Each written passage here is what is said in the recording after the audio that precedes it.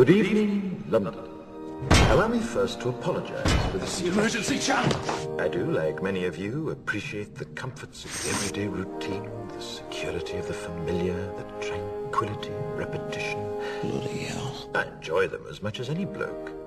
But in the spirit of commemoration, whereby those important events of the past, usually associated with someone's death or the end of some awful bloody struggle, are celebrated with a nice holiday, I thought we could mark this November the 5th, a day that is sadly no longer remembered, by taking some time out of our daily lives to sit down and have a little chat.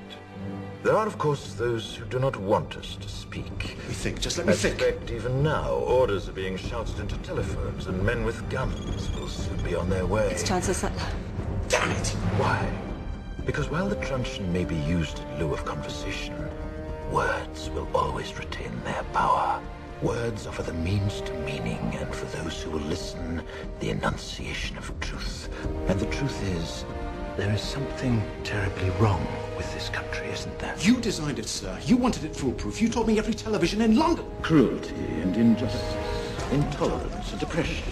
And where once you had the freedom to object, to think and speak as you saw fit, you now have censors and systems of surveillance coercing your conformity and soliciting your submission. We need cameras. How did this happen? Who's to blame? Well, certainly there are those who are more responsible than others, and they will be held accountable. But again, truth be told, if you're looking for the guilty, you need only look into a mirror.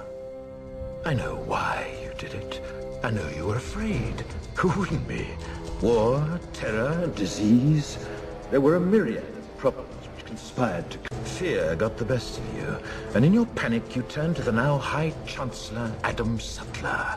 He promised you order, he promised you peace, and all he demanded in return was your silent, obedient consent. Inspector, you're almost through. Last night, I sought to end that silence.